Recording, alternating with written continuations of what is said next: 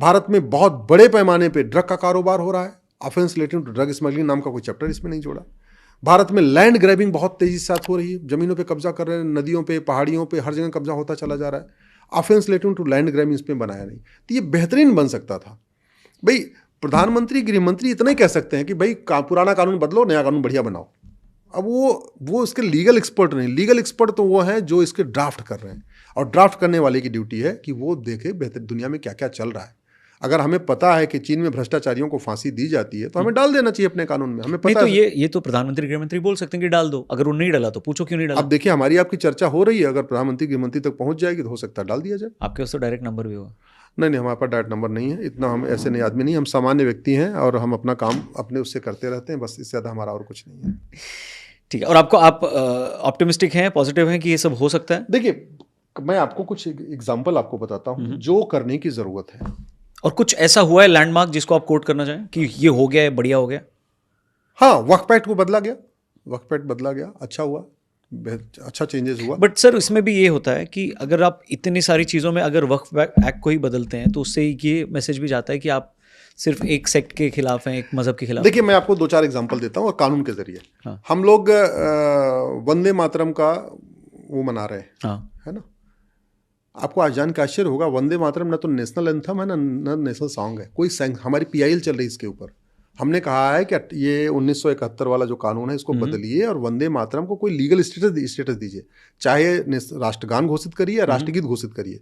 क्या हो रहा है, चूंकि वंदे मातरम को कोई लीगल स्टेटस नहीं है ना, तो सब अपने अपने धुन में गा रहे हैं। कोई 1 मिनट में गा रहा है, कोई 1.5 मिनट में गा रहा है, कोई 2 मिनट में गा रहा है। कई बार लोग खड़े भी नहीं होते, उनको पता है कानून तो है ही नहीं, हमें तो कोई FIR तो हो नहीं सकता। जिस बीच में सुनते रहते हो ना वंदे मातरम को लोग इंसल्ट कर देते हैं, नहीं गाते जी, क्योंकि जनगण मन का पूरा प्रोटोकॉल बना हुआ इस कानून में, कितने सेकंड में गाया जाएगा, क्या धुन होगी, खड़े होके गाना है, इंसल्ट करने पे 3 साल सजा, वो प्रोटोकॉल है। लेकिन वंदे मातरम के लिए कोई प्रोटोकॉल नहीं है, तो इसलिए वंदे मातरम का कोई मतलब कोई रिस्पेक्ट करता है, कोई नहीं करता, अपनी अपनी इच्छा है। ठीक है। ऐसे ही आपका देखिए, सबसे आवश्यक ये है कि भारत में इलेक्शन रिफॉर्म किया जाए। ये 1950-51 का कानून है, अंग्रेजों के समय का है, और जो अंग्रेजों ने बनाया था वही है, कंटिन्यू आज तक चल रहा है। तो क्या रिफॉर्म होना चाहिए? इसका नतीजा ये है कि गुंडे, बदमाश, मवाली, ड्रग स्मगलर, ह्यूमन ट्रैफिकर पार्षद बन रहे, प्रधान बन रहे, सांसद बन रहे, विधायक बन रहे। एक आप जरा सोचिए, होमगार्ड के लिए भी 8वीं पास होना जरूरी हो चुका है, अब तो 10वीं पास होना जरूरी है। सिपाही बनने के लिए, हवलदार बनने के लिए भी कुछ एजुकेशन क्वालिफिकेशन हो चुकी है, लेकिन सांसद विधायक बनने के लिए कोई क्वालिफिकेशन नहीं। आज भी ये चल रहा है। क्यों भैया? सांसद विधायक पढ़ा लिखा क्यों नहीं होना चाहिए? वो अनपढ़ क्यों होना चाहिए? वो गंवार क्यों होना चाहिए?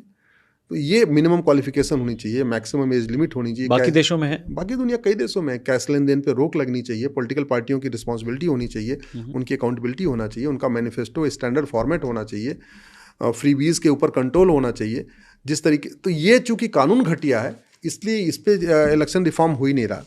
ये ड्रग NDPS एक्ट महा घटिया, महा सड़ा हुआ, इसी का नतीजा ये है कि भारत में बहुत बड़े पैमाने पे ड्रग कारोबार हो रहा है। इसको बदलने की ज़रूरत है।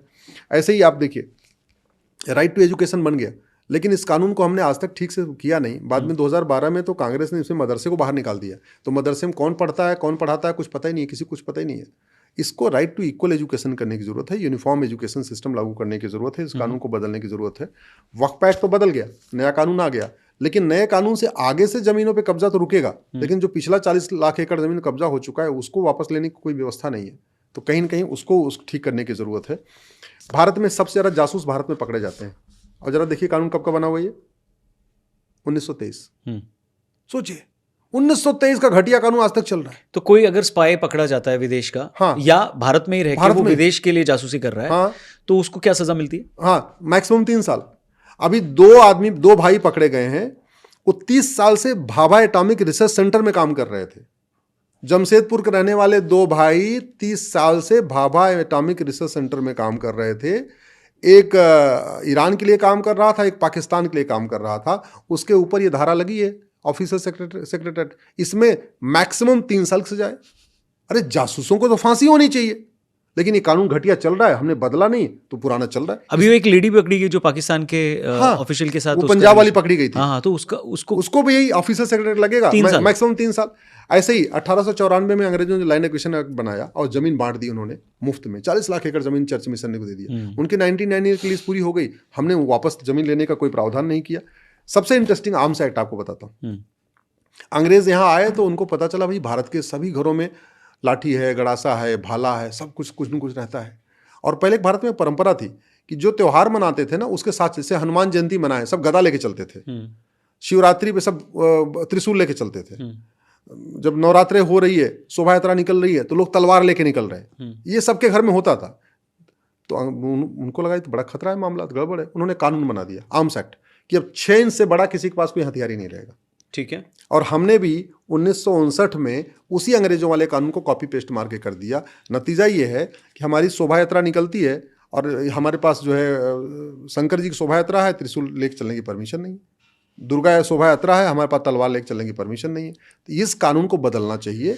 और हिंदुओं को भी जो जिस देवता की शोभा यात्रा है, कम से कम वो उनका जो मुख्य शस्त्र है, हनुमान जी का शस्त्र है गदा, शंकर जी का शस्त्र है त्रिशूल, भगवान कृष्ण का शस्त्र है भाला, राम जी का है, तो उनका कम से कम उतना रखने की छूट मिलनी चाहिए।